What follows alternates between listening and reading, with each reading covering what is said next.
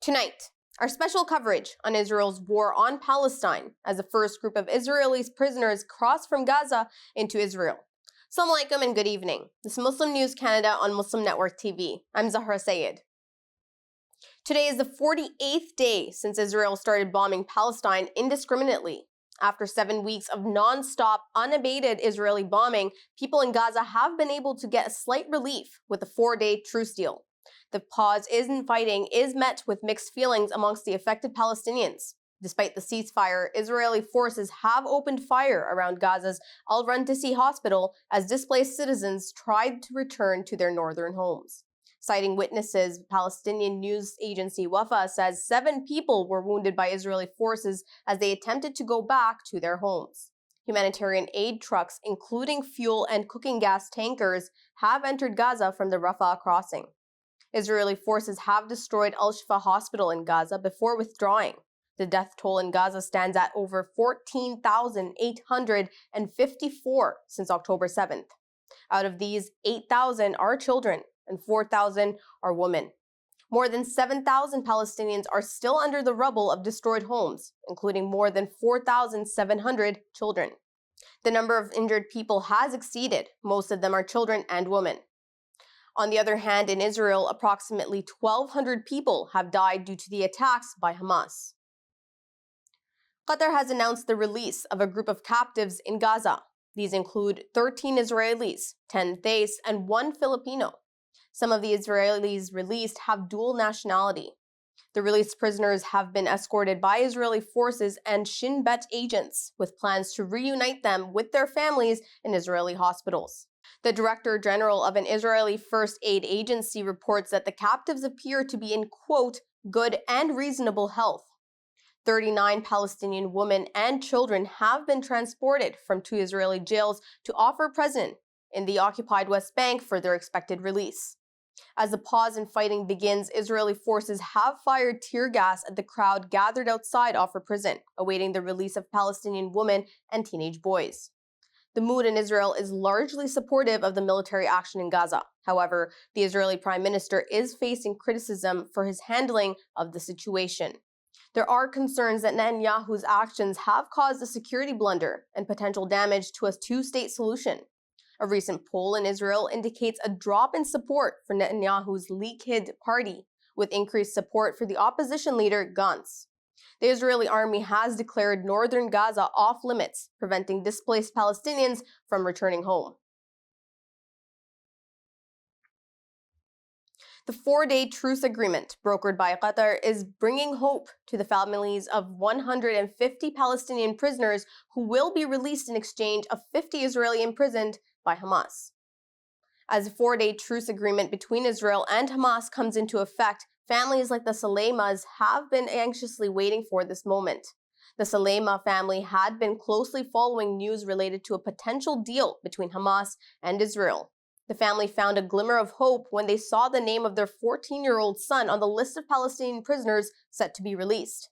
Ahmed had been imprisoned for months on charges of throwing stones. Ahmed's father says that although he is relieved, he is still anxious. He says he will believe the news only when he sees his son outside the prison. Israel's strict measures and policies towards Palestinian children, including harsh sentences and beatings, have raised concerns about human rights violations. In Hebron, another family awaits information on the release of their 17-year-old son, Bara Rabi. Last year in December, Israeli forces stormed the family's home and arrested Bara and his parents. While his parents were released, Bara was transferred to prison. As Palestinian families await the return of their children, there will be no celebrations due to the killings of women and children in Gaza by Israeli strikes.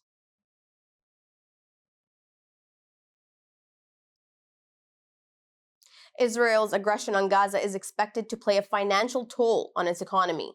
Estimates show the war will cost over $48 billion over the current and upcoming year. An estimate by an Israeli financial advisory firm shows that Israel will bear approximately 2/3 of this expense, while the U.S. will provide military aid to cover the remainder. This estimate is lower than previous assessments. The Israeli Ministry of Finance estimated in October that Israel will face daily economic costs at $270 million. while another previous assessment by the Israeli National Economic Council showed potential costs at $54 billion. The estimates show that the Israeli government may need to borrow again to manage the cost of war. Media is describing Israel's ongoing war as one of the worst armed conflicts in half a century. And in related news, there has been growing concern over the possibility that American firearms may be ending up in the hands of Jewish settlers in the West Bank. Israel's National Security Minister Itamar Ben-Gvir has distributed assault rifles to civilians. His actions have led to a swift reaction from Washington. U.S. officials have threatened to halt arms shipments, including 24,000 rifles ordered by Ben-Gvir's ministry from American companies. The guns photographed at public events have not been confirmed to be manufactured in the U.S. However, State Department officials and U.S. lawmakers are worried that U.S. rifles could be used by settlers against Palestinians in the West Bank. The U.S. State Department has also expressed concern at the surge in the violence in the West Bank. Israel says that the guns would go to units under Israeli National Police control inside the Green Line.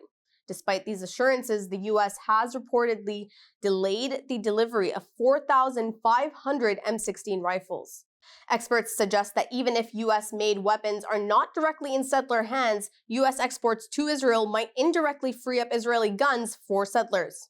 Concerns have also been raised about the lack of transparency regarding U.S. arms sales and military aid to Israel, with limited information available to the American public. The National Council of Canadian Muslims is demanding immediate retraction of Islamophobic statement by an Ontario politician. The news comes after progressive conservative member of provincial parliament Goldie Gamari said the phrase Allahu Akbar is a threat when spoken by Muslims. The Muslim advocacy group has called on Premier Doug Ford to address the issue within his caucus. Gamari has also retweeted an attack on Muslim women wearing the hijab, branding the hijab a symbol of subjugation. Gamari defends her stance. She says it is not Islamophobic to criticize radical Islamofascist ideology. Rabbi Shannon Sheh-Roor has reached out to Toronto Islamic Center to express his solidarity in the wake of a recent Islamophobic incident.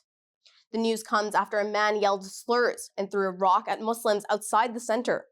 Rabbi Sheh-Roor says it is important to stand up against such attacks, especially as tensions are high due to Israel's war on Palestine.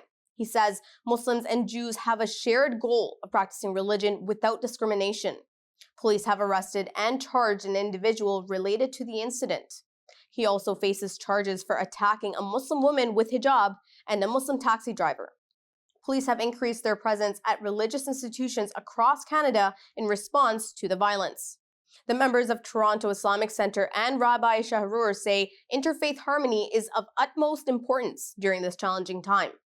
Despite feeling the psychological strain of Israel's war, members of both communities are committed to attending places of worship as a message against intolerance.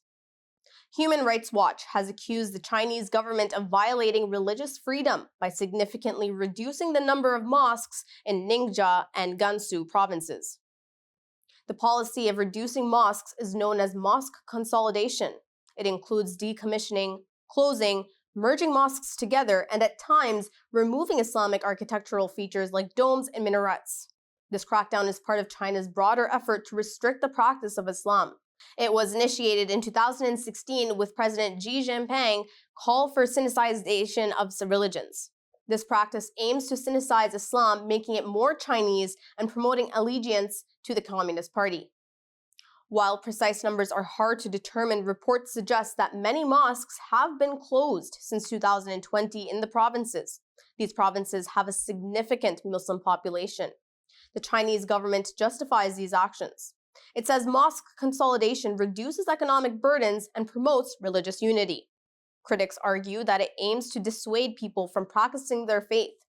Human Rights Watch and other advocacy groups are calling on China to halt the mosque consolidation policy. The organizations are demanding that China respect freedom of religion as enshrined in the Universal Declaration of Human Rights. Thank you for watching. Our news is produced by Muslim Network TV, which is a not-for-profit organization. We need your support for donations. Please scan the QR code on our broadcast or visit muslimnetwork.tv to donate now, so we can continue to amplify the voices of Muslims in Canada and abroad. Assalamu alaikum.